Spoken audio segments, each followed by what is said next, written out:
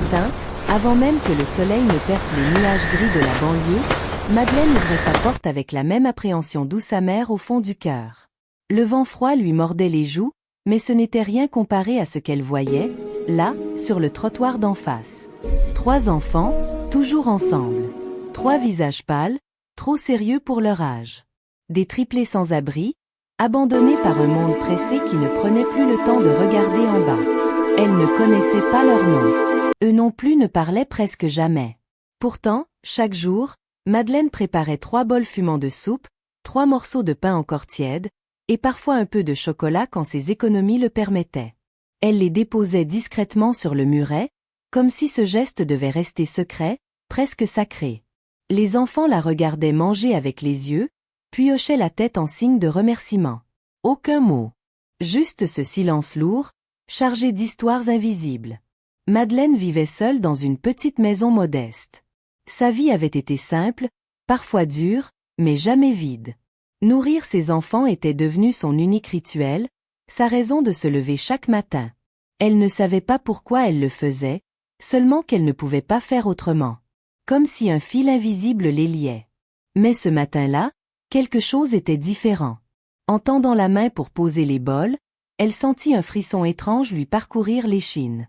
Le regard du plus petit des triplés s'attarda sur elle, plus longtemps que d'habitude, avec une intensité troublante, presque reconnaissante.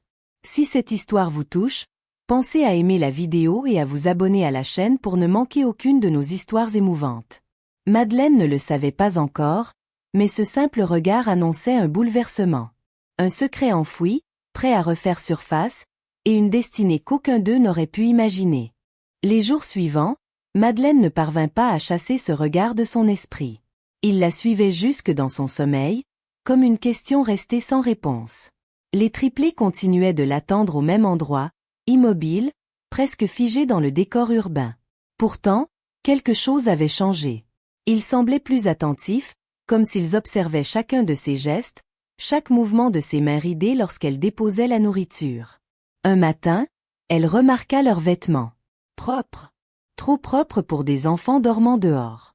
Les manteaux étaient usés, certes, mais soigneusement boutonnés, et leurs chaussures, bien que abîmées, étaient toujours lacées avec précision. Madeleine fronça les sourcils. Elle avait vécu assez longtemps pour reconnaître les détails qui ne trompent pas. Elle tenta de leur parler, la voix douce, presque maternelle. Elle leur demanda d'où ils venaient, où étaient leurs parents. Les triplés échangèrent un regard rapide, silencieux, comme s'ils se comprenaient sans mots. Puis l'aîné secoua lentement la tête. Pas un son ne sortit de sa bouche. Ce mutisme n'était pas celui de la peur, mais celui d'un choix. Ce jour-là, en rentrant chez elle, Madeleine découvrit quelque chose d'étrange. Devant sa porte, parfaitement alignée, se trouvait une petite boîte en bois. Elle était ancienne, finement sculptée, bien trop précieuse pour appartenir à quelqu'un vivant dans la rue. Son cœur se mit à battre plus vite. Elle regarda autour d'elle, mais la rue était vide. À l'intérieur de la boîte, il n'y avait qu'un seul objet. Une vieille photo, légèrement jaunie par le temps.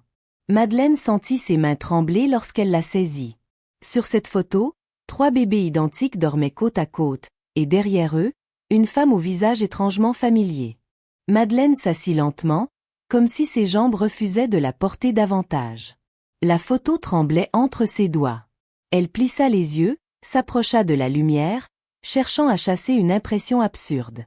Pourtant, plus elle regardait ce visage en arrière-plan, plus son souffle se coupait. Les mêmes yeux. La même fossette au coin des lèvres. C'était elle. Plus jeune, certes, mais indéniablement elle. Son esprit se révolta aussitôt. C'était impossible. Elle n'avait jamais eu d'enfant. Jamais. La vie ne lui avait laissé que des absences et des silences. Elle referma la boîte avec brusquerie, comme si le bois pouvait emprisonner cette idée folle. Mais le doute s'était déjà insinué en elle, lent et corrosif. Le lendemain, elle se leva avant l'aube. Lorsqu'elle ouvrit sa porte, les triplés étaient déjà là, assis côte à côte, parfaitement alignés. Ils levèrent la tête en même temps, leur regard croisant le sien avec une étrange gravité. Madeleine sentit une boule se former dans sa gorge. Elle voulut parler, montrer la photo, demander des explications, mais aucun mot ne sortit. Ce fut l'enfant du milieu qui fit un geste inattendu. Il sortit de sa poche un petit médaillon argenté et le posa sur le muret. Le cœur de Madeleine manqua un battement. Ce médaillon, elle l'avait perdu des décennies plus tôt, le jour où toute sa vie avait basculé. Elle s'en souvenait à présent. L'hôpital. La douleur. Et ce trou noir qui avait suivi. Quand elle releva les yeux, les triplés s'étaient levés. Lentement, sans un regard en arrière, ils commencèrent à s'éloigner, disparaissant au coin de la rue, laissant Madeleine seule avec des souvenirs qu'elle n'était pas prête à affronter. Madeleine resta figée longtemps après leur départ, le médaillon serré dans sa paume comme une preuve brûlante. Les souvenirs, qu'elle avait enfouis sous des années de routine et de solitude, revenaient par vagues désordonnées. Elle se revit jeune, allongée sur un lit d'hôpital, la lumière blanche au-dessus d'elle, des voix pressées, puis ce médecin qui parlait trop vite. On lui avait dit qu'il y avait eu des complications. Qu'elle avait perdu connaissance. Qu'elle avait tout oublié pour survivre. Elle passa la journée à fouiller sa maison, retournant des tiroirs qu'elle n'ouvrait plus depuis des décennies. Sous une pile de papier jauni, elle retrouva un dossier médical incomplet, des pages manquantes, des signatures illisibles. Une date attira son attention. Le jour exact où les triplés semblaient être nés. Son cœur battait si fort qu'elle avait l'impression qu'il allait trahir sa présence au monde entier. Les jours suivants, les enfants ne revinrent pas. Le trottoir resta vide. Les bols de soupe refroidissaient inutilement sur le muret. Madeleine commença à craindre de les avoir perdus à jamais, comme tout le reste. Chaque bruit de moteur la faisait sursauter. Chaque pas dans la rue la poussait à regarder par la fenêtre. Puis, un soir, alors que le ciel se teintait d'orange et de violet, elle aperçut une silhouette au bout de la rue. Puis une deuxième. Puis une troisième. Les triplés marchaient vers sa maison, mais ils n'étaient plus seuls. Derrière eux, à distance, avançait un homme en costume sombre, le regard fixé sur Madeleine avec une intensité qui la glaça. Lorsqu'il s'arrêta devant sa porte, il esquissa un sourire poli, presque trop maîtrisé, et prononça son nom comme s'il l'avait toujours connu. Madeleine resta figée longtemps après leur départ, le médaillon serré dans sa paume comme une preuve brûlante. Les souvenirs, qu'elle avait enfouis sous des années de routine et de solitude, revenaient par vagues désordonnées. Elle se revit jeune, allongée sur un lit d'hôpital, la lumière blanche au-dessus d'elle, des voix pressées, puis ce médecin qui parlait trop vite. On lui avait dit qu'il y avait eu des complications. Qu'elle avait perdu connaissance. Qu'elle avait tout oublié pour survivre. Elle passa la journée à fouiller sa maison, retournant des tiroirs qu'elle n'ouvrait plus depuis des décennies. Sous une pile de papier jauni, elle retrouva un dossier médical incomplet, des pages manquantes, des signatures illisibles. Une date attira son attention. Le jour exact où les triplés semblaient être nés. Son cœur battait si fort qu'elle avait l'impression qu'il allait trahir sa présence au monde entier. Les jours suivants, les enfants ne revinrent pas. Le trottoir resta vide. Les bols de soupe refroidissaient inutilement sur le muret. Madeleine commença à craindre de les avoir perdus à jamais, comme tout le reste. Chaque bruit de moteur la faisait sursauter. Chaque pas dans la rue la poussait à regarder par la fenêtre. Puis, un soir, alors que le ciel se teintait d'orange et de violet, elle aperçut une silhouette au bout de la rue. Puis une deuxième. Puis une troisième. Les triplés marchaient vers sa maison, mais ils n'étaient plus seuls. Derrière eux, à distance, avançait un homme en costume sombre, le regard fixé sur Madeleine avec une intensité qui la glaça. Lorsqu'il s'arrêta devant sa porte, il esquissa un sourire poli, presque trop maîtrisé, et prononça son nom comme s'il l'avait toujours connu. Cette nuit-là, Madeleine ne dormit pas. Les mots de l'homme tournaient en boucle dans son esprit, se mêlant aux souvenirs fragmentés de l'hôpital, aux cris étouffés, aux signatures qu'elle ne se rappelait pas avoir apposées. À l'aube, un bruit sourd la tira de sa torpeur. Des moteurs. Lents. Puissants. Elle écarta légèrement le rideau, le cœur battant. 3 voitures noires, longues et brillantes, s'étaient arrêtées devant sa maison. Leur carrosserie reflétait la lumière du matin avec une froide perfection. Des hommes en costume en sortirent, calmes, organisés, comme si chaque pas avait été répété à l'avance. Les voisins observaient derrière leurs rideaux, intrigués, murmurant déjà des suppositions.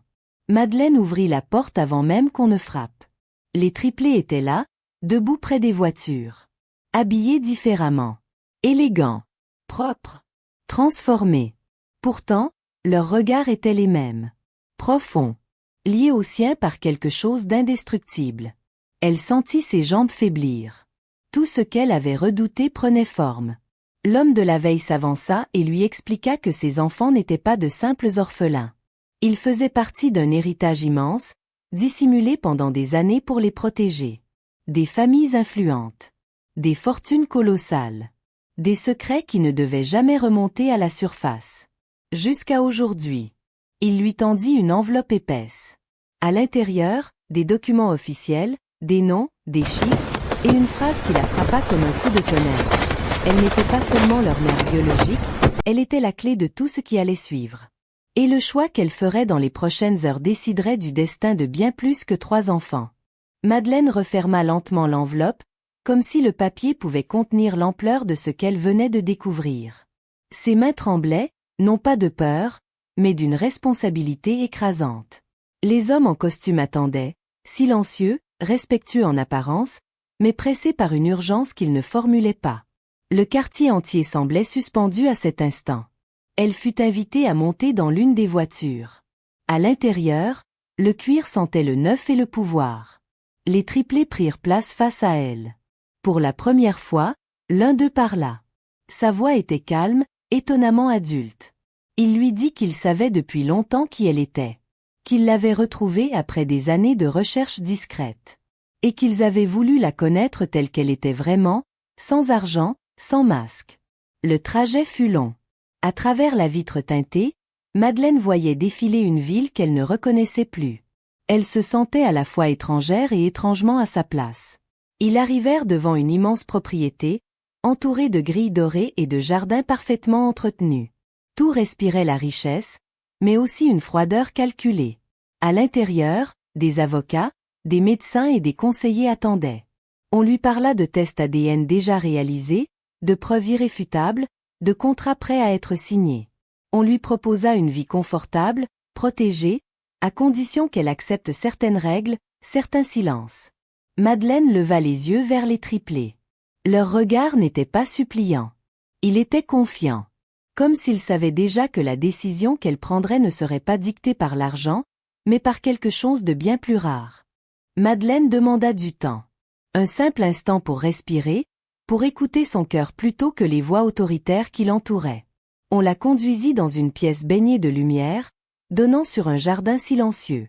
Les triplés restèrent à distance, respectant ce besoin, mais leur présence se faisait sentir, comme un fil invisible qui refusait de se rompre. Elle repensa au bol de soupe, au matin froid, à la simplicité de ces gestes qu'elle croyait insignifiants. C'était là, dans cette routine modeste, qu'elle avait été la plus vraie. Pas dans les signatures, ni dans les promesses dorées. Lorsqu'on la rappela, elle avait fait son choix, même si elle ignorait encore le prix qu'il faudrait payer. Face aux avocats, sa voix trembla à peine. Elle déclara qu'elle ne voulait ni fortune, ni privilège. Elle voulait rester libre. Libre de parler. Libre d'aimer. Libre d'être présente dans la vie de ses enfants sans conditions imposées. Un murmure parcourut la salle. Certains visages se fermèrent. D'autres, surpris, se détendirent. L'homme au costume sombre la fixa longuement, puis esquissa un sourire différent, plus sincère. Il lui expliqua alors que ce choix, précisément, était celui qu'il redoutait le plus. Car en refusant leurs règles, elle mettait en danger un équilibre construit sur des mensonges anciens. Les triplés s'approchèrent enfin. L'un d'eux posa doucement sa main sur celle de Madeleine. À cet instant, elle comprit que ce lien ne pourrait plus être brisé. Mais dehors, derrière les grilles, des forces bien plus puissantes commençaient déjà à s'agiter. Les jours qui suivirent furent marqués par une tension invisible, mais constante. Madeleine resta dans la propriété, non par confort, mais par nécessité. On lui parlait de sécurité, de précaution, de menaces potentielles. Pourtant, personne ne disait jamais clairement de quoi, ou de qui, il fallait se protéger. Les triplés, eux, semblaient plus silencieux que jamais, comme s'ils portaient le poids d'un savoir trop lourd pour être partagé. Un soir, alors que la maison dormait presque, Madeleine entendit des voix derrière une porte entr'ouverte. Des discussions basses, urgentes. Des mots comme héritage, conseil, divulgation, revenaient sans cesse. Elle comprit que sa décision avait déclenché une série de réactions en chaîne, bien au-delà de ce qu'on lui avait laissé entrevoir. Ce n'était plus seulement une affaire de famille, mais de pouvoir. Plus tard, l'aîné des triplés la rejoignit dans le jardin. Il lui avoua que certaines personnes n'acceptaient pas son refus. Que pour elle n'était qu'un élément imprévisible dans un système parfaitement contrôlé. Il lui parla aussi d'un document, caché depuis des années, capable de faire tomber plusieurs noms influents si jamais il voyait le jour. Au loin, des phares s'allumèrent au-delà des grilles. Une voiture s'arrêta, puis une autre. Madeleine sentit son cœur se serrer. Cette fois, ce n'était pas une invitation. C'était un avertissement. Et elle comprit que, quoi qu'elle fasse désormais, il n'y aurait plus de retour possible. Madeleine se leva lentement, comme guidée par une intuition plus forte que la peur. Les phares au-delà des grilles dessinaient des ombres mouvantes sur les murs, donnant à la nuit une allure irréelle. Les triplés la rejoignirent, instinctivement, formant ce cercle silencieux qu'ils avaient toujours connu. Aucun mot n'était nécessaire. Quelque chose approchait. Des hommes descendirent des voitures. Pas les mêmes que ceux de la fondation. Leur démarche était plus brusque, moins maîtrisée. Madeleine comprit aussitôt que toutes les promesses de protection avaient des limites. À l'intérieur de la maison, des voix s'élevèrent, des ordres furent murmurés.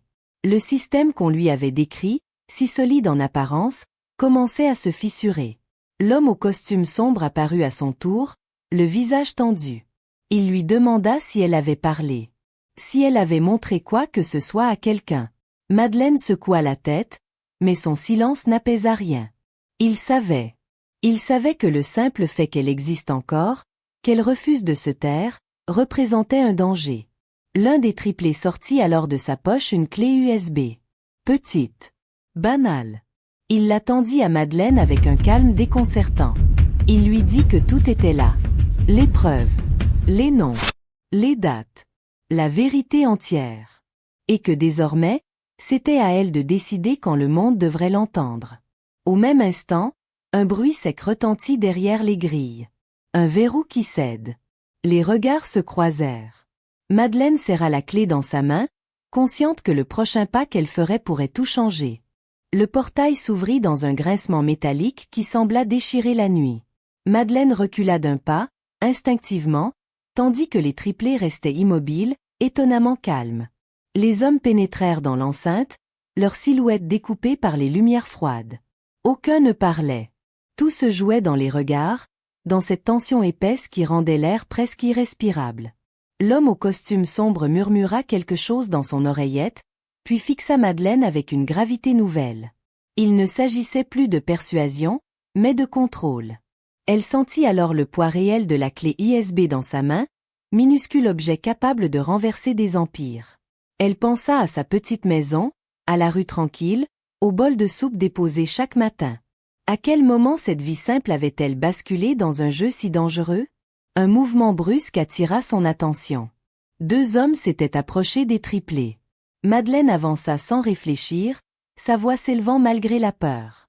Elle se plaça devant eux, les bras légèrement écartés, comme elle l'aurait fait autrefois pour protéger quelque chose de fragile. Les triplés échangèrent un regard rapide, puis l'un d'eux glissa discrètement quelque chose dans la poche de son manteau.